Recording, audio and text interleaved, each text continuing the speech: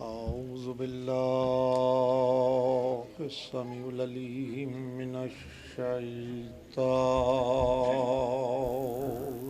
الرجيم. بسم الله الرحمن الرحيم. الحمد لله الذي هدانا لهذا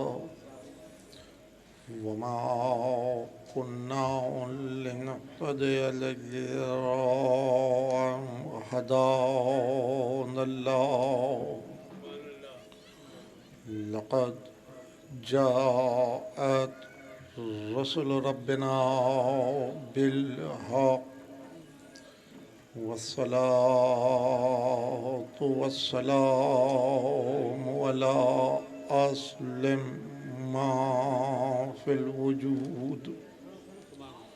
سر الله في كل موجود نقطة دائرة الوجود. صاحب لواء الحمد والمقام المحمود أبي القاسم محمد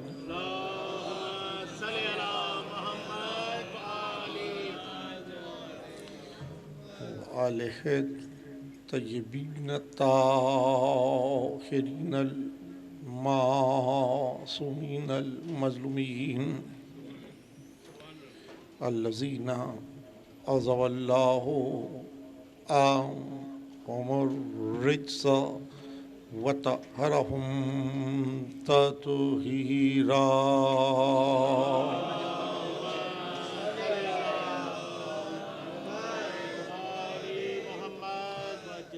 أما بعد فقد قال الله سبحانه وتعالى في محكم كتابه الحكيم وهو أصدق الصادقين.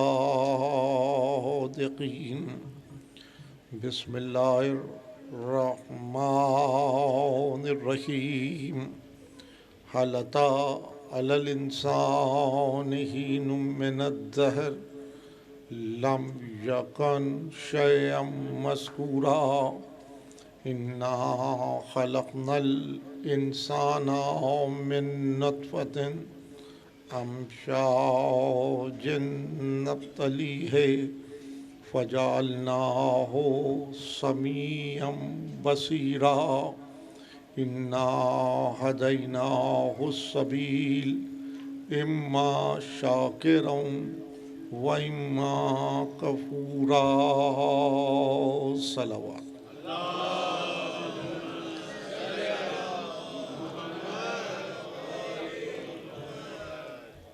سورہ مبارکہ دہر قرآن حکیم کا 76واں سورہ ہے، اور یہ سورہ تاج حلطہ بن کر منسوب ہے امیر المومنین علی ابن ابی طالب صلوات اللہ وسلام علیہ سے۔ اس سورہ کو مفسرین نے سورۃ الانسان بھی کہا ہے۔ اس سورہ کے آغاز میں خلقت انسان کا تذکرہ ہے۔ ایک ایسا انسان جو اس زمین پر بڑی کر و فر کے ساتھ چلتا ہے، جو کسی کو اپنی خاطر میں نہیں لاتا، جو فسق و فجور پر تلا ہوا ہے، مفسد انسان جس نے اپنے لطف حیات کو حجاب غفلت میں دبایا ہوا ہے، اس بیمار انسان کی نبض حیات کو خالق نے جھنجھوڑا ایک لفظ کے ذریعے سے کہ هل أتى على الإنسان حين من الدهر۔ اے انسان، کیا عالم دہر میں تجھ پر ایک ایسا لمحہ نہیں گزرا ایک ایسی سات نہیں گزری لم یکن شیئم مذکورا کہ تو قابل تذکرہ بھی نہ تھا، تو تذکیر کے لائق بھی نہ تھا۔ اور انسان تو نے سوچا کہ تیری ابتدا کیسی ہے، تیرا آغاز کیسا۔ اِنَّا خَلَقْنَا الْإِنسَانَ مِن نُطْفَةٍ، اے انسان ہم نے تجھ کو ایک جوہر مخلوط کے ذریعے سے پیدا کیا۔ منشا کیا ہے؟ امشاج نبتلی، تاکہ تیری آزمائش کی جا سکے، تاکہ تیری آزمائش کی جا سکے۔ تو آغاز ہی میں دو نعمات سے سرفرازی عطا کی۔ اِنَّا خَلَقْنَا الْإِنسَانَ مِن نُطْفَةٍ أَمْشَاجٍ نَبْتَلِيهِ، اے انسان ہم نے تجھ کو جوہر مخلوط سے خلق کیا، اور منشا یہ کہ ہم تیری آزمائش کریں۔ تو ہم نے آغاز میں دو نعمات سے تجھ کو سرفرازی عطا کی۔ وَجَعَلْنَاهُ سَمِيعًا بَصِيرًا، ہم نے تجھ کو قوت سمع بھی دی اور قوت بصر بھی دی۔ ہم نے تجھ کو سننے والا بھی بنایا اور دیکھنے والا بھی بنایا۔ اِنَّا هَدَيْنَاهُ السَّبِيلَ، ہم نے ہدایت کے لیے ایک سبیل لگائی۔ اب یہ اختیار تیرا ہے، اب یہ اختیار تیرا ہے، اما شاکروں و اما کفورا، چاہے تو ہمارا شاکر بندہ بن جائے اور چاہے تو کفران کرنے لگ جائے۔ یہ تین آیات ہیں، اور یقیناً ان تین آیات میں اتنے موضوعات پنہاں ہیں کہ جس پر سیر حاصل مکالمہ قائم کیا جا سکتا، لیکن میں طلباء کے لیے، نوجوانوں کے لیے، اپنے بچوں کے لیے عرض کر رہا ہوں کہ وہ ان نکات کو محفوظ رکھیں، اور کسی نہ کسی منزل پر کہیں نہ کہیں یہی نکات تفصیل میں بدل جائیں گے۔ دیکھیے، پہلا موضوع ہے سوال، پہلا موضوع ہے سوال، حل عطا، یعنی پہلا موضوع جو ہے وہ ہے سوال۔ دوسرا موضوع جو ہے وہ ہے انسان، وہ ہے انسان۔ تیسرا موضوع جو ہے وہ ہے دہر۔ اب دیکھیے، سوال پر بحث چھڑے گی تو قرآن کا اصل موضوع ہی آپ ہیں، قرآن کا اصل موضوع ہی آپ ہیں۔ قرآن آفتاب و ماہتاب و کواکب کے لیے نہیں آیا، قرآن انسان ہی کے لیے آیا۔ قرآن کا موضوع ہی آپ ہیں۔ یہ شرف آپ کو حاصل ہے کہ خداوند علی اعلیٰ آپ سے مخاطب ہوتا ہے، اور جہاں وہ آپ سے مکالمہ کرے گا وہاں وہ سوال کرتا ہے، وہاں وہ سوال کرتا ہے۔ تو یہ امر یہی واضح رکھیں کہ سوال کمزور نہیں کرتا، قوی کرتا ہے۔ سوال کمزور نہیں کرتا، قوی کرتا ہے۔ اور سوال کا مقصد اور مدعا یہ ہوتا ہے، سوال کا مقصد و مدعا یہ ہوتا ہے کہ متکلم یعنی کلام کرنے والا جس سے کلام کر رہا ہے، مخاطب، اس سے سوال کر کر اس کی نیند کو بیداری میں بدل دیتا ہے، اس کی غفلت کو شعور میں بدل دیتا ہے۔ دیکھیے، یہ بھی یہاں محفوظ کر لیجئے، غفلت نفس شعور میں جب بدلے گی جب اس میں سوال قائم ہوگا، جب اس میں سوال قائم ہو. اور پھر بیان رسول، اشیر سے غدیر تک جہاں جہاں بیان رسول ہے اس سے پہلے ایک سوال ہے، اس سے پہلے ایک سوال. تو سوال کمزور نہیں کرتا، سوال قوی کرتا ہے. سوال کا مقصد یہ ہے کہ وہ نیند کو بیداری میں بدل دے، غفلت کو شعور میں بدل دے. اور 11 ہجری کے بعد شام کے دربار تک آل محمد کا سوال. تو پہلا موضوع تو سوال ہے. اب آپ نے محفوظ کیا کہ اگر یہ موضوعات چھڑ جائیں تو کتنے مباحث آپ کے پیش نگاہ ہیں، کتنے مباحث آپ کے پیش نگاہ ہیں. دوسرا موضوع هل أتى على الإنسان حين من الدهر، دوسرا موضوع تو انسان ہے. اب جب انسان پر گفتگو چھڑے گی، جب انسان پہ گفتگو چھڑے گی تو یہ بحث قائم ہوگی کہ کیا قبل انسان بھی کوئی ہے، کیا بعد انسان بھی کوئی ہے. پھر جب دہر پہ گفتگو چھڑے گی تو زمانہ از خود نکھر کر سامنے آئے گا. اور جب زمانہ از خود نکھر کر سامنے آئے تو یہ مکالمہ قائم ہوگا کہ زمانہ بدلتا ہے کہ انسان، زمانہ بدلتا ہے کہ انسان. تو حضور جو سانس کھچ گیا وہ ماضی، جو کھچ رہا ہے وہ حال، جو کھچے گا وہ مستقبل.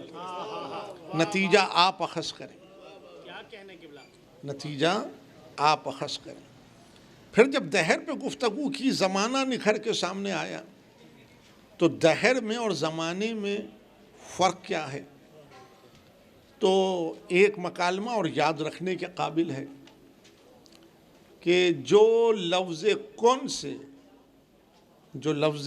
کون سے خلق ہوا وہ زمانہ ہے، اور جو امر سے خلق ہوا وہ عالم دہر ہے. جو امر سے خلق ہوا وہ عالم دہر ہے، جو لفظ کن سے خلق ہوا وہ زمانہ ہے. لم یکن شیئا مذکورا، تو قابل تذکرہ نہ تھا. تیرے اجزاء حیات منتشر تھے، تیرے اجزاء حیات منتشر تھے.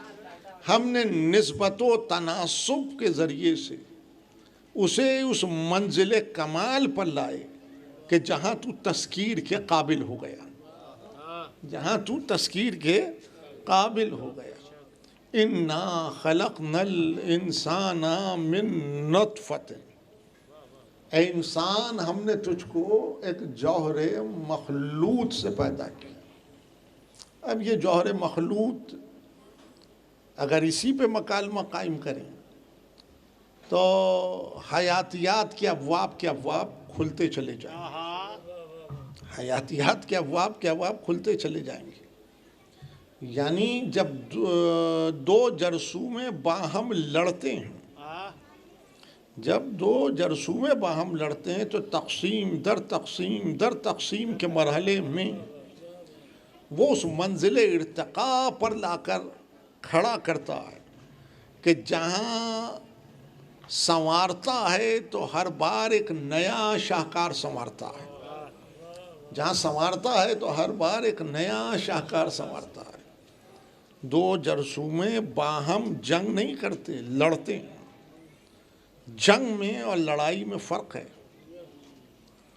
جنگ میں اور لڑائی میں فرق ہے. لڑائی میں راستہ نکل جاتا ہے، جنگ میں راستہ نہیں نکلتا، جنگ میں راستہ نہیں نکلتا.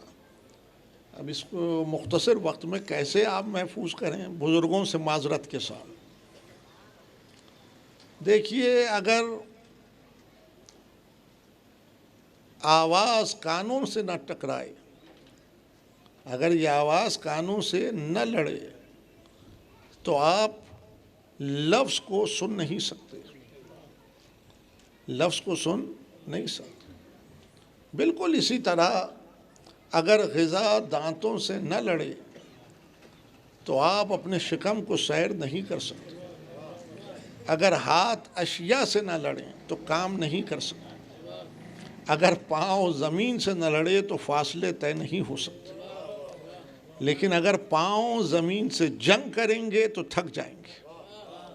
ہاتھ اشیاء سے جنگ لڑیں گے تو تھک جائیں گے. تو دو جرثومے باہم لڑتے ہیں، اور جب لڑتے ہیں تو تقسیم در تقسیم کے مرحلے کو طے کرتے ہوئے وہ اس منزل ارتقاء پہ لا کے کھڑا کرتا ہے کہ جب سنوارتا ہے تو ایک نیا شاہکار سنوارتا ہے.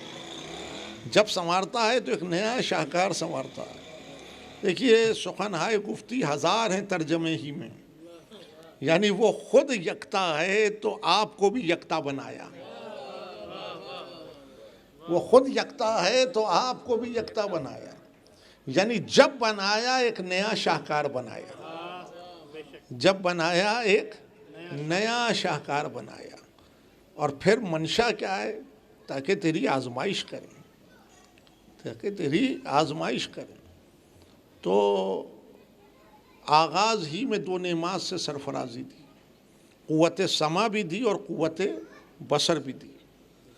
یعنی دائرۂ شکوہ سے نکالا اور دائرۂ شکر میں لا کے کھڑا کیا کہ ہم نے آغاز میں دو نعمات دی، سمع بھی دیا اور بصر بھی.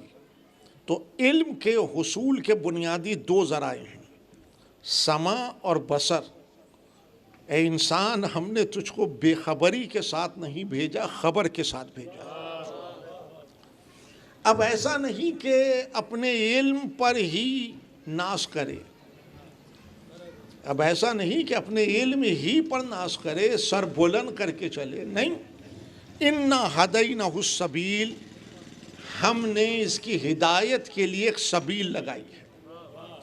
ہم نے اس کی ہدایت کے لیے ایک سبیل لگائی ہے.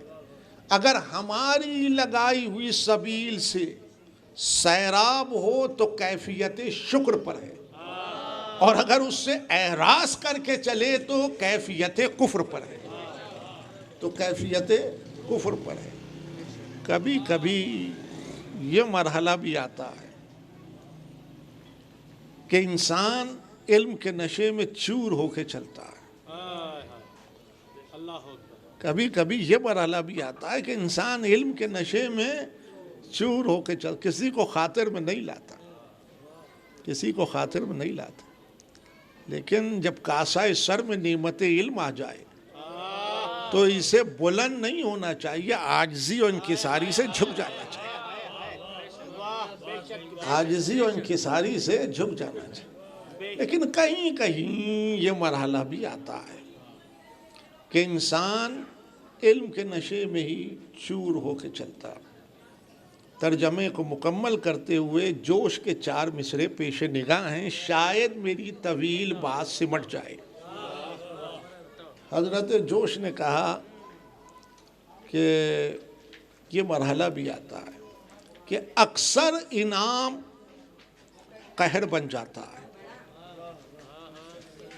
اکثر انعام قہر بن جاتا ہے، یہ بحر کثیف نہر بن جاتا ہے. اکثر انعام قہر بن جاتا ہے، یہ بحر کثیف نہر بن جاتا ہے.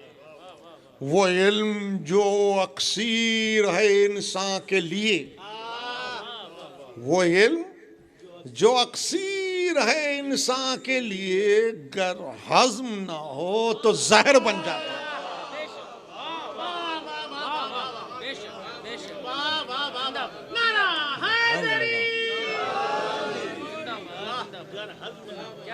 اگر ہضم نہ ہو تو زہر بن جاتا ہے.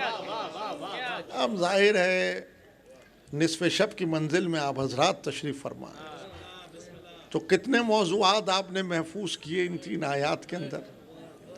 اب کس موضوع پہ آپ مکالمہ قائم کرنا چاہتے ہیں؟ دیکھیے اس سورے کا مرکز و محور آپ ہیں.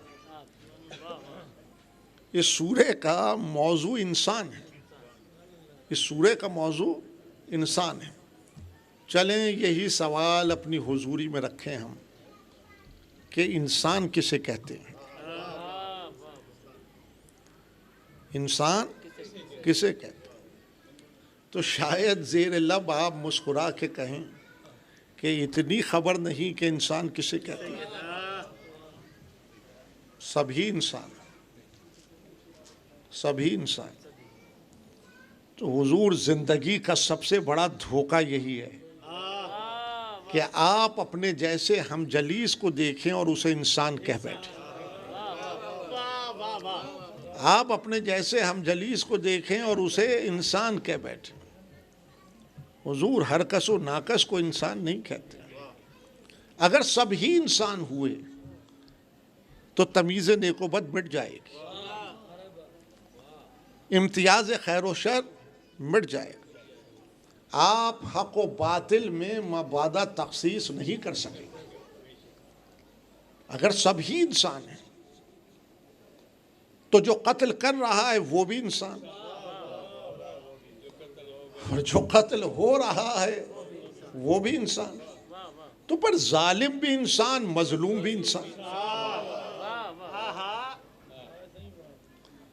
جو کذب کے راستے پر ہے وہ بھی انسان، اور جس صدق کی شارع پہ قیام کیے ہوئے ہیں وہ بھی انسان۔ یعنی جو سچ بولے وہ بھی انسان، جو جھوٹ بولے وہ بھی انسان، جو راہ حق میں مرضی مولا پہ سر جھکا کے چلے وہ بھی انسان، اور جو اس کے برعکس نظر آئے وہ بھی انسان۔ تو اگر سب ہی انسان ہیں تو تمیز نیک و بد مٹ جائے گی، امتیاز خیر و شر مٹ جائے گا۔ آپ حق و باطل میں مبادہ تخصیص نہیں کر سکیں گے۔ انسان ایک شرف ہے، ایک فضیلت ہے، ایک منزل اعلیٰ ہے۔ ہر کس و ناکس کو انسان نہیں کہتے۔ تو پھر کوئی اصطلاح تو تلاش کریں کہ جہاں جا کر ہم یہ صرف کریں کہ یہ انسان ہے اور یہ انسان نہیں۔ تو اصطلاحات اگر تلاش کرنا ہو تو دامن ادب کو ہاتھوں میں تھامیں۔ ادب تشنگی حیات کو سیرابی میں بدلتا ہے۔ ادب اصطلاحات دیتا ہے، ادب اصطلاحات دیتا ہے۔ غالب نے بڑی ندرت کے ساتھ اصطلاح دی۔ درسیات کی کتابوں میں غزل کے 2 مصرے ہیں، موجود ہیں، بڑی ندرت کے ساتھ کلام کیا۔ غالب نے کہا بس کے دشوار ہے ہر کام کا آسان ہونا، بس کے دشوار ہے ہر کام کا آسان ہونا، آدمی کو میسر نہیں انسان ہونا۔ آدمی سب ہیں، انسان کوئی کوئی ہے۔ اب کوئی تفصیل نہیں ہے، زبان قرآن میں آدمی کو بشر کہتے ہیں، زبان قرآن میں آدمی کو بشر کہتے ہیں۔ آدمی سب ہیں، انسان کوئی کوئی ہے۔ اب یہ اطلاع کیسے ملے کہ یہ آدمی ہے اور یہ انسان؟ تو آغاز پہ نگاہ رکھیں، آغاز پہ نگاہ رکھیں۔ اگر آغاز ہی میں الجھ گئے تو قیامت تک سلجھ نہیں سکتے۔ آغاز پہ نگاہ جمائیں۔ جب خالق نے ایک آب و گل کا مرقع تیار کیا تو جب تک آدم میں آدمیت تھی، آدم اس منزل اعلیٰ پر فائز نہ ہو سکے کہ جہاں تمام قوت ملکوتی آدم کی حضوری میں سجدہ ریز ہو جاتی۔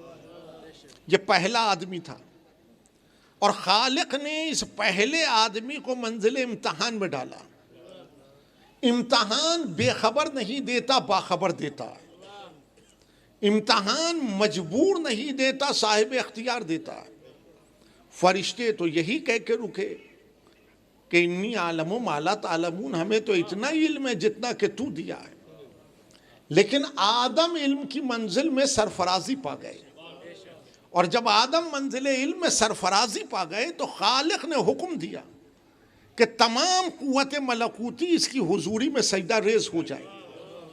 یہ پہلی منزل، پہلا مقام تھا جہاں اس امر کو واضح کیا کہ جب اس پیکر بشری میں نعمت علم قیام پذیر ہو جائے تو یہ آدمی نہیں رہتا، انسان بن جاتا ہے۔ جب اس پیکر بشری میں نعمت علم قیام پذیر ہو جائے تو یہ آدمی نہیں رہتا، انسان بن جاتا ہے۔ اب جتنا درجہ علم بلند ہوگا مدارج انسان بھی بلند ہوتے چلے جائیں گے۔ جتنا درجات علم میں بلندی آئے گی مدارج انسان بھی بلند ہوتے چلے جائیں گے۔ عزیزان گرامی، تفاوت ہے انسانوں کے درمیان علم کی بنیاد پر، درجہ بندی ہے انسانوں کے درمیان علم کی بنیاد پر۔ اب انبیاء کے سفر کو میں انبیاء کا سفر نہیں کہتا، سفر علم کہتا ہوں، سفر علم کہتا ہوں۔ حضور ان کو جو منصب ملا یہ رنگ و نسل و قوم و علاقہ و زبان کی بنیاد پہ نہیں، علم کی بنیاد پہ ملا۔ یہ ہم ہیں کہ جب منتخب کرتے ہیں تو اس کی کیفیت علم نہیں ٹٹولتے۔ یہ ہم ہیں کہ ہم جس کو منتخب کرتے ہیں اس کی کیفیت علم کو نہیں ٹٹولتے، لیکن خالق جسے منصب دیتا ہے، خالق جسے منصب دیتا ہے وہ اس کی کیفیت علم کے مطابق دیتا ہے، کیفیت علم کے مطابق دیتا ہے۔ یعنی نبی بناتا ہے، رسول بناتا ہے، امام بناتا ہے، ولی بناتا ہے علم کی بنیاد پر۔ وہ جاہل کو منصب دیتا ہی نہیں، وہ جاہل کو منصب دیتا ہی نہیں۔ ہم جس کو منتخب کریں گے اس کا دائرہ کار محدود، لیکن وہ جس کو منتخب کرے گا اس کا دائرہ کار محدود نہیں، اس کا دائرہ کار محدود نہیں ہے۔ وہ جسے منصب دیتا ہے علم کے ساتھ دیتا ہے، اور جیسا درجہ علم دے گا ویسا اس کا تصرف ہوگا، ویسا اس کا اختیار ہوگا۔ جوں درجہ علم بلند ہوگا منصب بھی بلند ہوگا، تصرف بھی بڑھے گا، اختیار بھی بڑھتا چلا جائے گا۔ سورہ دخان کا 32واں مقام ہے، وَلَقَدِ اخْتَرْنَاهُمْ عَلَىٰ عِلْمٍ عَلَى الْعَالَمِينَ، ہم نے انہیں علم کی وجہ سے عالم پہ نہیں عالمین پر اختیار دیا۔ ہم نے انہیں علم کی وجہ سے عالم پہ نہیں عالمین پر اختیار دیا۔ میرے حضور نبی بنایا، رسول بنایا، امام بنایا، ولی بنایا علم کی بنیاد پر، علم کی بنیاد پر۔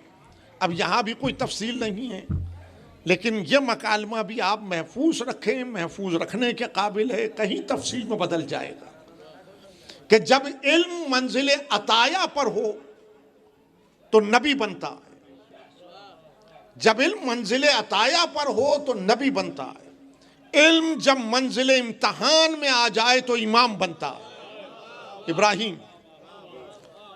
علم جب منزل عطایا پر ہو تو نبی بنتا ہے، علم جب منزل امتحان میں آ جائے تو امام بنتا ہے، اور علم جب غدیر میں کامل ہو جائے تو ولی بنتا ہے۔ علم جب غدیر میں کامل ہو جائے تو ولی بنتا ہے۔ تو یہ درجات علم ہیں، جوں درجہ علم بلند ہوگا منصب بلند ہوگا، منصب بلند نہیں ہوگا تصرف بڑھ جائے گا، تصرف بڑھے گا اختیار بڑھ جائے گا۔ اب بھی آپ پوچھتے ہیں، اب بھی آپ کہتے ہیں کہ ہم نے علی کو انبیاء سے بڑھا دیا۔ آپ نے درجات علم کو پہچانا ہی نہیں، آپ نے درجات علم کو پہچانا ہی نہیں۔ جوں درجہ علم بلند ہوتا ہے منصب بھی بلند ہوتا ہے، تصرف بھی بڑھتا ہے، اختیار بھی بڑھ جاتا ہے۔ اگر نبی مردے کے سرہانے آ کے کہے قم باذن اللہ، میرے رب کے حکم سے زندہ ہو جائے، اور علی مردے کے سرہانے آ کے کہے قم باذنی، میرے حکم سے زندہ ہو جائے، تو اس میں غلو کیا ہے عزیزان گرامی؟ یہ درجات علم ہے، یہ درجات علم ہے۔ ہاں، اگر آپ کی عقل اس منزل عرفان کو نہیں چھو پا رہی، تو آپ سر جھکا کر یہ نہ کہیں کہ غلو ہو گیا، آپ سر جھکا کے یہ نہ کہیں کہ غلو ہو گیا۔ جوں جوں علم منزل کمال پر جائے گا، منصب بلند ہوگا، تصرف بڑھے گا، اختیار بڑھتا چلا جائے گا۔ دیکھیے یہ بھی لطف یاد رکھیں، یہ بھی لطف یاد رکھیں، یہ خالق نے جب یہ چاہا، خالق نے جب یہ چاہا کہ علم کو وہ حرارت ملے، علم کو وہ حرارت ملے کہ انسان منزل معراج پر پہنچ جائے، تو اس نے ایک آغوش کا انتخاب کیا، اس نے ایک آغوش کا انتخاب کیا۔ آدمی نے نگاہ کی کہ بچہ ہے، آدمی نے نگاہ کی کہا بچہ ہے، انسان نے نگاہ کی کہ بچہ نہیں خلاصہ علم ہے، بچہ نہیں خلاصہ علم ہے۔ آدمی نے بچہ دیکھا، اب ربیع الاول میں کتنے دن ہیں؟ 3 4۔ تو میرا یہ پیغام ہے پوری ملت کے لیے کہ نگاہ آدمیت سے ختمی مرتبت کو نہ دیکھو، نگاہ انسان سے دیکھو۔ آدمیت نے بچہ دیکھا، اس نے بچپنا تلاش کیا، بچپنا مل گیا تو لڑکپن ڈھونڈا، لڑکپن مل گیا تو جوانی تلاش کی، جوانی مل گئی تو غار پہ نگاہ رکھی، کسی کا سینہ دبانا دیکھا، یکا یک اعلان دیکھا، مکے کی چند صحبتیں دیکھی، پھر ہجرت کی رات آئی تو کسی کو بستر پہ سوتا ہوا دیکھا، کسی کو ساتھ جاتے ہوئے دیکھا، پھر مدینہ آ گیا تو اب چند غزوات اس کو پیش نگاہ آئے، یہ بدر ہے، یہ احد ہے، یہ خندق ہے، یہ خیبر ہے، یہ حنین ہے۔ پھر صلح آئی تو کسی کا شک دیکھا، کسی کا یقین دیکھا۔ یہ ہے آدمی کی نگاہ، کسی کا شک دیکھا، کسی کا یقین دیکھا۔ پھر مکہ فتح ہو گیا، پھر مکہ فتح ہو گیا، حج آخر سے پلٹتے ہوئے دیکھا، لیکن یہ گرمی آفتاب کو نہ سمیٹ سکا۔ اگر یہ گرمی آفتاب کو سمیٹ لیتا تو یہ آدمی نہ رہتا، انسان بن جاتا، یہ آدمی نہ رہتا، انسان بن جاتا۔ انسان نے نگاہ کی کہ بچہ نہیں ہے، خلاصہ علم ہے۔ آدمی نے جب بچہ دیکھا تو کہیں خاموشی، کہیں گویائی، کہیں اندھیرا، کہیں اجالا۔ انسان نے جب خلاصہ علم دیکھا، ہر آن، ہر لحظہ، ہر نفس اجالا ہی اجالا تھا، اجالا ہی اجالا دیکھا۔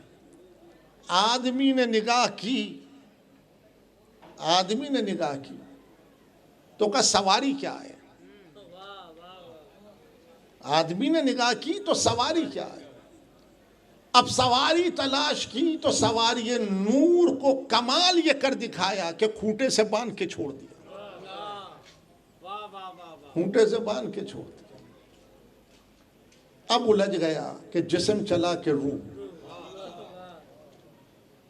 اب الجھ گیا کہ جسم چلا کہ روح، اور کون ساتھ چلا اور کہاں ساتھ چھوڑا، کیا دیکھا اور کیا نہیں دیکھا۔ میرے حضور، انسان اتنی الجھنوں میں گرفتار نہیں ہوتا، انسان اتنی الجھنوں میں گرفتار نہیں ہوتا۔ انسان سر چشمہ علم قرآن پہ نگاہ رکھتا ہے، انسان سر چشمہ علم قرآن پہ نگاہ رکھتا ہے۔ قرآن سواری کا تذکرہ نہیں کرتا، قرآن لے جانے والے کا تذکرہ کرتا ہے۔ قرآن سواری کا تذکرہ نہیں کرتا، قرآن لے جانے والے کا تذکرہ کرتا ہے۔ آدمی کی نگاہ سواری پہ رکی، انسان کی نگاہ لے جانے والے پہ رکی۔ قرآن نے کہا سبحان الذی اسری، بے عیب ہے وہ ذات جو لے کے چلی، بے عیب ہے وہ ذات جو لے کے چلی۔ آدمی الجھا کے جسم چلا کے روح، لیکن انسان نے سر چشمہ علم قرآن پہ نگاہ جمائی تو قرآن نے ایک لفظ کو صرف کر کے کتنے مرحلوں کو طے کر دیا۔ کہ سبحان الذی اسریٰ بعبدہ، بے عیب ہے وہ ذات جو اپنے عبد کو لے کے چلی۔ تو عبد نہ مجرد جسم کو کہتے ہیں نہ مجرد روح کو کہتے ہیں، جسم و روح جہاں اتصال کر جائے اسے عبد کہا جاتا ہے، جسم و روح جہاں اتصال کر جائے اسے عبد کہا جاتا ہے۔ قرآن نہیں تذکرہ کرتا کون ساتھ چلا، کس نے کہاں ساتھ چھوڑا، کیا دیکھا کیا نہیں دیکھا۔ قرآن تو تشریح کرتا ہے، قرآن تو تشریح کرتا ہے کہ جب علم منزل اکملیت پہ آ گیا تو انسان کو منزل معراج پہ پہنچایا، جب علم منزل اکملیت پہ آیا تو انسان منزل معراج پہ پہنچا۔ علم کی اکملیت کا دوسرا نام معراج ہے، علم کی اکملیت کا دوسرا نام معراج ہے۔ اب قرآن سے پوچھو، قرآن بتائے گا کہ کس منزل بلندی پہ لے کر گیا، کس مقام بلندی پہ لے جا کے کھڑا کیا۔ قرآن نے کہا فَكَانَ قَابَ قَوْسَيْنِ أَوْ أَدْنَىٰ، دو کمانوں کا فاصلہ رہ گیا تھا، دو کمانوں کا فاصلہ رہ گیا تھا۔ قرآن پڑھنے کی کتاب نہیں، قرآن غور و فکر کی کتاب ہے۔ کمان تو دیکھی آپ نے جس میں تیر رکھ کے چھوڑتے ہیں، تو کمان ہاف سرکل ہے، کمان ہاف سرکل ہے، دو کمانوں کا فاصلہ رہ گیا۔ اگر دو کمانوں کو باہم ملائیں تو کیا بنتا ہے؟ دائرہ بنتا ہے، سرکل بنتا ہے۔ دائرے کی تعریف کیا ہے؟ یہ تو ابتدائی جماعتوں میں بتایا جاتا ہے، جیومیٹری تو ابتدائی جماعت سے پڑھائی جاتی ہے، تو پتہ ہونا چاہیے طلباء کو، نوجوانوں کو، کہ دائرہ کسے کہتے ہیں۔ لیکن اب تو کتاب بھی ضرورت کے تحت پڑھتے ہیں۔ معاشرہ اسی نہج پہ ہے کہ طالب علم کہتا ہے جو امتحان میں آئے وہ پڑھائیے، تو استاد بھی کہتا ہے وہی پڑھائیں گے جو امتحان میں آئے۔ حضور درسن کتابوں کو پڑھیں، یہ ابتدائی جماعت میں پتہ ہونا چاہیے دائرہ کسے کہتے ہیں، دائرے کی تعریف کیا ہے، سرکل کی تعریف کیا ہے۔ نقاط کا ایسا مجموعہ، نقاط کا ایسا یونین سیٹ جس میں ہر نقطے کا فاصلہ مرکز سے مساوی ہو، جس میں ہر نقطے کا فاصلہ مرکز سے مساوی ہو، تو عزیزوں اسے دائرہ کہتے ہیں۔ دائرے کا کوئی کنارہ یا سرا نہیں ہوتا، دائرے کا مرکز ہوتا دائرے میں ہے لیکن نظر نہیں آتا۔ کتنے مرحلے طے ہو رہے ہیں؟ دائرے کا مرکز ہوتا دائرے میں لیکن نظر نہیں آتا۔ علم کی اکملیت کا دوسرا نام معراج۔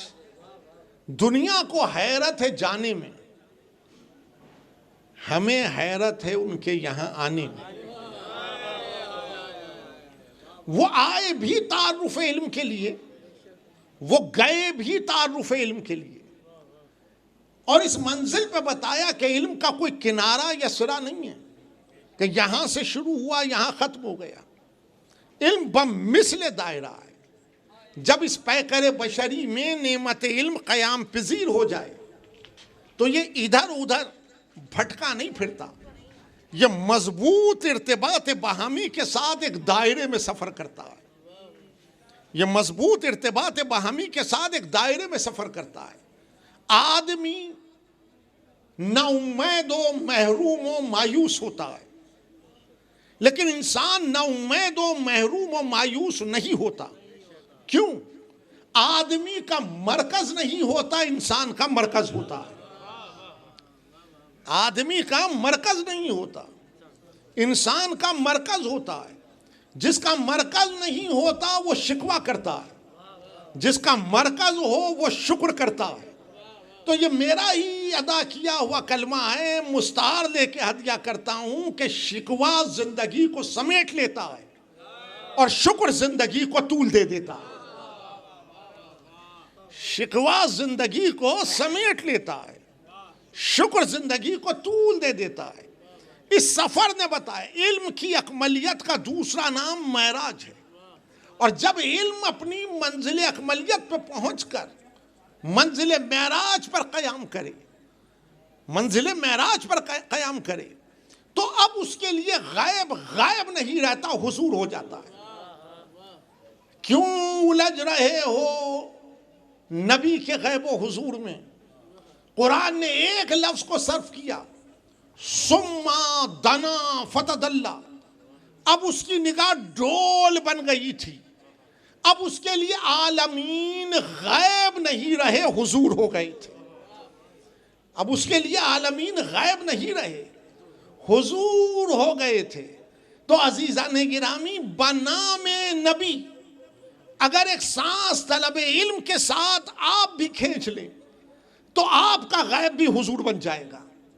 جتنا آپ کا درجہ علم بلند ہوگا اتنا ہی غیب حضور بنتا چلا جائے گا، اور جب غیب حضور بنے گا آپ کے نفس کی کیفیت شک یقین میں بدلے گی، اور جب نفس کی کیفیت شک یقین میں بدلے گی تو میرے عزیز آپ کو نعمت ایمان ملے گی، آپ کو نعمت ایمان ملے گی۔ جس نے ایک سانس طلب علم کے ساتھ نہ کھینچا ہو وہ دعوی ایمان تو کرے گا موروثیت میں، لیکن دلیل کو قائم نہیں کر سکتا۔ جس نے دلیل کو قائم کرنا ہے وہ ایک سانس طلب علم کے ساتھ کھینچے۔ بغیر علم ایمان رخصت ہے، بغیر علم ایمان رخصت ہے۔ بغیر علم سجدہ عبادت نہیں، عادت ہے۔ سجدہ عبادت نہیں، عادت ہے۔ یہی وہ منزل ہے جہاں میں اس لطف کو بھی آپ کے سامنے رکھتا چلوں کہ زمانہ آج تک یہی نہیں سمجھا کہ رسول نے کیا کہا، برز الایمان، کل کا کل ایمان، کل کے کل کفر کے مقابل، اور علی میدان میں گئے، ایک ضربت چلی، کیا کہا، ضربت علی یوم الخندق افضل من عبادت الثقلین۔ علی کی ایک ضربت ثقلین کی عبادت سے افضل ہے۔ تلوار سب نے چلائی لیکن علی کی ضربت ثقلین کی عبادت سے افضل ہے۔ آج بھی زمانہ علی کی تلوار پر نگاہ جماتا ہے۔ تلوار پر نگاہ نہ جماؤ، علی نے علم کے ساتھ تلوار چلائی، اور وہ تلوار جو علم کے ساتھ چلی وہ ثقلین کی عبادت سے افضل ہے، ثقلین کی عبادت سے افضل ہے۔ بغیر علم عبادت بھی نہیں، بغیر علم ایمان بھی نہیں۔ اپنے درجات علم کو بلند کریں گے آپ کا درجہ انسان بلند ہوگا، درجہ ایمان بلند ہوگا، درجہ ایمان بلند ہوگا۔ سانس کی آمد و رفت عبادت ہو جائے گی، سانس کی آمد و رفت عبادت ہو جائے گی۔ چلتے چلتے پھر پوچھتا ہوں، اس نصف شب کی منزل پہ آپ یہاں سے وہاں تک کس لیے آئے؟ کس لیے آئے؟ کیا اس فرش سے نصف شب میں آب و دانہ بٹے گا؟ نہیں، اس فرش سے ہمیشہ رزق حسن تقسیم ہوتا ہے، اس فرش سے علم تقسیم ہوتا ہے۔ اگر یہ فرش اٹھ جائے، اگر یہ فرش اٹھ جائے علم کی تقسیم رک جائے گی، لیکن جب تک یہ فرش بچھ رہا ہے علم کی تقسیم کا عمل جاری ہے، علم کی تقسیم کا عمل جاری ہے۔ مجلسوں سے نہ گھبرائے دنیا، مجلسوں سے نہ گھبرائے دنیا۔ مجلسیں رزق علم کو تقسیم کرتی ہیں، مجلسیں درجہ انسان کو بلند کرتی ہیں، مجلسیں درجہ ایمان کو بلند کرتی ہیں، مجلسیں حرکت و سکون کو عبادت بنا دیتی ہے، مجلسیں حرکت و سکون کو عبادت بنا دیتی ہے۔ آدمی خاک تھا، خاک ہی سمجھا، آدمی خاک تھا، خاک ہی سمجھا، اس نے خاک میں جوہر کو تلاش نہیں کیا، اس نے خاک میں جوہر کو تلاش نہیں کیا۔ اگر خاک میں جوہر کو تلاش کر لیتا تو کم از کم جوش کی آواز میں آواز ملاتا کہ تابہ گل رہے تو پخراج بن جاتی ہے خاک، تابہ گل رہے تو پخراج بن جاتی ہے خاک، اور اڑ کر صاحب معراج بن جاتی ہے خاک، اور اڑ کر صاحب معراج بن جاتی ہے خاک۔ اگر اس پیکر بشری میں نعمت علم قیام پذیر ہو جائے، جب کوئی اس سے ٹکرائے گا، جب کوئی اس سے ٹکرائے گا، عزیزان گرامی قیامت تک طوق لعنت اس کے گلے میں ڈل جائے گا، قیامت تک اس کے گلے میں طوق لعنت ڈل جائے گا۔ گفتگو ٹھہراتا ہوں، شاید رک جائے جوش کے ان مصروں کے ساتھ کہ آتش مغرور بے عنوان ہو کر رہ گئی، آتش مغرور بے عنوان ہو کر رہ گئی، خاک سے ٹکرائی تو شیطان ہو کر رہ گئی،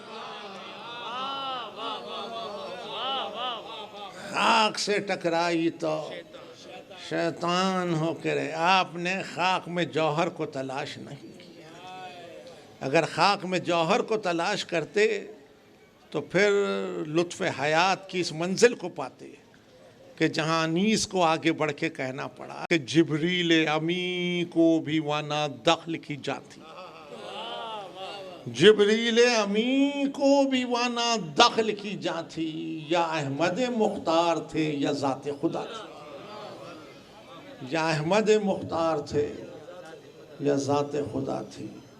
یہ شرف ختمی مرتبت نے، یہ شرف ختمی مرتبت نے پایا، اور منیت کی منزل پر وہ شرف حسین نے پایا، منیت کی منزل پہ وہ شرف حسین نے پایا۔ اظہر حسن زیدی مرحوم کا مکالمہ مجھے بہت پسند ہے۔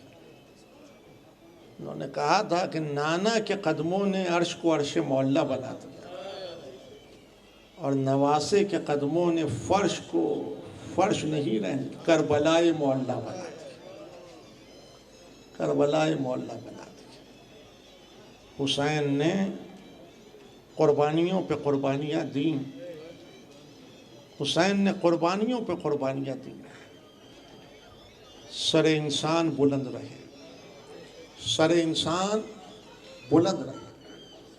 یہ تذکرہ اس لیے چھڑتا ہے کہ جب چھڑتا ہے انسان کا سر بلند ہوتا ہے، جب چھڑتا ہے انسان کا سر بلند ہوتا ہے۔ لیکن حسین نے خیمے میں آ کر بے شیر کو ہاتھوں پہ لیا، بے شیر کو ہاتھوں پہ لیا۔ بچہ تیر و تیغ و تبر و تلوار لے کر نہیں آیا، لیکن سنو، علم کی ہلکی سی مسکراہٹ ہو تو مارکا تسخیر ہو جاتا ہے، علم کی ہلکی سی مسکراہٹ ہو تو مارکا تسخیر ہو جاتا ہے۔ بچے نے مسکرا کے کربلا کا مارکا تسخیر کر لیا، کربلا کا مارکا تسخیر کر لیا۔ استاد قمر جلالوی مرحوم اصغر جگر کو تھام کے روتی ہے فوج شاہ، اصغر جگر کو تھام کے روتی ہے فوج شاہ، تم تیر کھا کے آئے ہو یا تیر مار کے۔ بچہ حسین کے ہاتھوں پہ منقلب ہوا، لہو علی اصغر کو چہرے پہ ملا، کمالک حسین تیری بارگاہ میں سرخ رو ہو گیا، حسین تیری بارگاہ میں سرخ رو ہو گیا۔ خیمے کی جانب بڑھے، پیچھے ہٹے، سوچا کیے کہ ماں کس طرح سے بچے کا لاشا دیکھے گی. لیکن میں دستے ادب جوڑ کے کہتا ہوں مولا یہ علی اصغر کی ماں ہے, یہ علی اصغر کی ماں ہے. دیہڑی پر آئے, سر کو جھکا کے کہا ام کلثوم بچے کی ماں تو نہیں کھڑی ہے. خیمے سے آواز آئی رباب قریب ہی کھڑی ہے, رباب قریب ہی کھڑی ہے. امام نے سر جھکا کے کہا رباب ہم تمہارے علی اصغر کو لائے ہیں. ماں دیوڑی پہ آئی, چہرہ امام کو دیکھا, سمجھ گئی. امام نے سوال رکھا کہ رباب اتنا بتاؤ تم ہمیں کیا سمجھتی ہو؟ شہزادی نے دستی ادب جوڑ کے کہا آقا امام ہزار جانیں قربان. عجب وقت میں شہزادی نے لفظ امام کی معنویت کو بتایا. ماں جو اتنا کہہ کے رکی آقا امام, تو امام نے کہا رباب جو دوں گا لے لو گی. رباب نے ہاتھوں کو پھیلا دیا. امام نے ابا کا دامن الٹا, بے شیر کا لاشا ماں کی آغوش میں رکھا اور یہ کہہ کے رکھا رباب ذرا سنبھال کے کھڑی ہو جاؤ, یہ امانت پروردگار ہے. ماں بچے کا لاشا سینے سے لگائے کھڑی تھی. امام نے نگاہ بھر کے دیکھا اور جب رباب کی اس منزل صبر کو پایا تو سر کو جھکا کے کہا رباب اب ذرا میرے پیچھے پیچھے تو آؤ. ماں بچے کا لاشا سینے سے لگائے, ماں بچے کا لاشا سینے سے لگائے نقش پائے امامت پہ چلی اور امام نے پشت خیمہ پہ آ کے نوک ذوالفقار سے ننھی سی لحد کو کھودا. ماں کی آغوش سے بچے کو لیا, لحد میں سلا دیا. ماں کھڑی دیکھتی رہی, اس کا بچہ لحد میں سو گیا. اللہ رے صبر رباب, اللہ رے صبر حسین. آب نہ تھا کہ جو مرقد بے شیر کو تر کرتے, کچھ اشک بہا کر مرقد بے شیر کو تر کیا. اور اب کیا تھا؟ تنہائی تھی, خاموشی تھی, غربت تھی اور حسین تھے کہ کانوں میں ایک دھیمی سی صدا آئی السلام علیکہ یا ابا عبداللہ, السلام علیکہ یا ابن رسول اللہ. یکدم اپنے مقام سے کھڑے ہوئے, مڑ کے دیکھا تو شتربان کھڑا تھا. کہنے لگے کہاں سے آیا ہے؟ آنے والے نے سر جھکا کے کہا مدینے سے آیا ہوں, بیمار کا نامور ہوں. امام نے ہاتھوں کو پھیلا دیا. آنے والے نے خط کو ہاتھوں پہ رکھا, امام نے آنکھوں سے لگایا, لبوں سے چوما, خط کے مضمون کو پڑھا. آنے والے کے بازو کو تھاما, صحرا میں چند گام بڑھے, منزلوں پہ منزلیں دکھاتے چلے اور چلتے چلتے ایک مرتبہ لاشوں کے درمیان کھڑے ہوئے اور کھڑے ہو کے کہا آنے والے سن, وہ جس کے لیے یہ لکھا کہ دل میں شادی کا ارمان ہے, دیکھ وہ یہاں سینے پہ برچھی کا پھل کھائے سو رہا. چند قدم اور آگے بڑھے, چند قدم اور آگے بڑھے.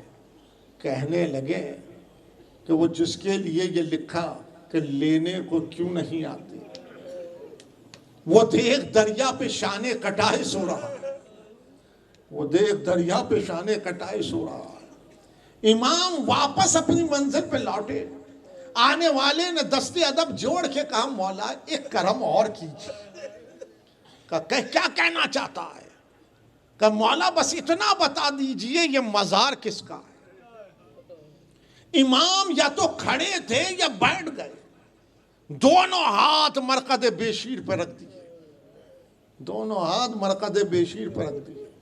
صحبہ اکبر آبادی نے بیعت کہی, اس سے خوبصورت بیعت میں نے اردو ادب میں نہیں دیکھی. دونوں ہاتھ مرقد بے شیر پہ رکھ کے کہا آنے والے سن, یہ بے شیر کا مزار نہیں حد صبر ہے. یہ بے شیر کا مزار نہیں، حد صبر ہے. تلوار سے کھدی ہے سپاہی کی قبر ہے. آخری سپاہی کربلا کی خاک کے سپرد کیا.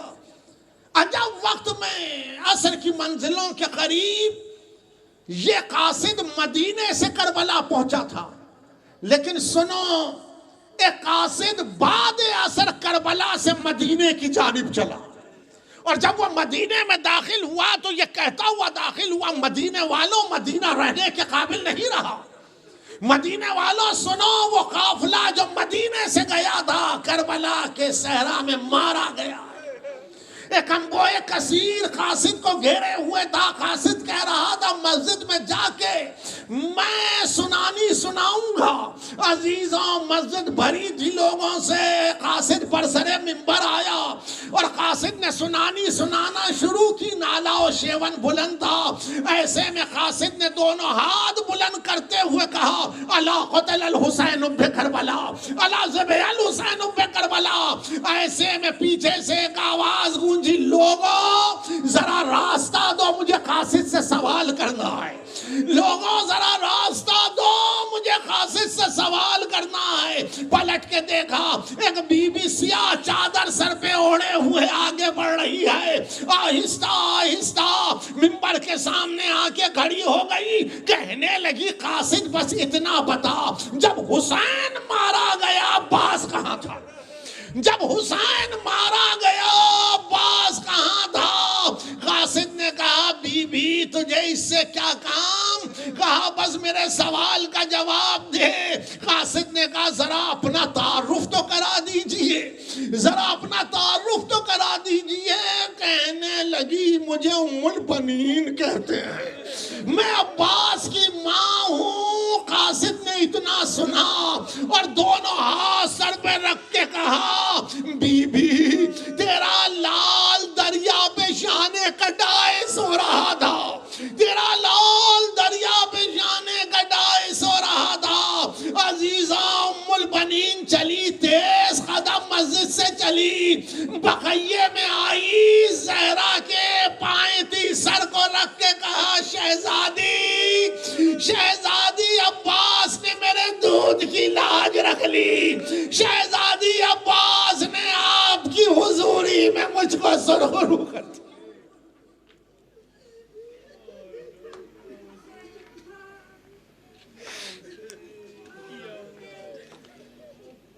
وَسَيَّعْلَمُ الَّذِينَ ظَلَمُوا أَيَّ مُنْقَلِبٍ يَنْقَلِبُونَ.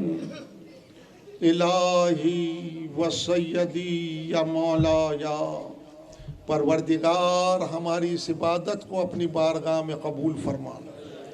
پروردگار حاضرین مجلس کی جملہ حاجات شریعہ کو برلا. پروردگار بانیان مجلس کی توفیقات میں اضافہ فرما. پروردگار بانیان مجلس کے مرحومین، حاضرین مجلس کے مرحومین، شہدائے ملت جعفریہ کے درجات کو بلند فرما. انہیں اعلیٰ علیین میں جگہ عنایت فرما. ان کے گناہان کبیرہ و صغیرہ کو معاف فرما. پروردگار مقامات مقدسہ کی حفاظت فرما. پروردگار ملت کو متحد رکھ. مملکت کی حفاظت فرما. ظہور حضرت حجت میں تاجیل فرما. ماتم حسین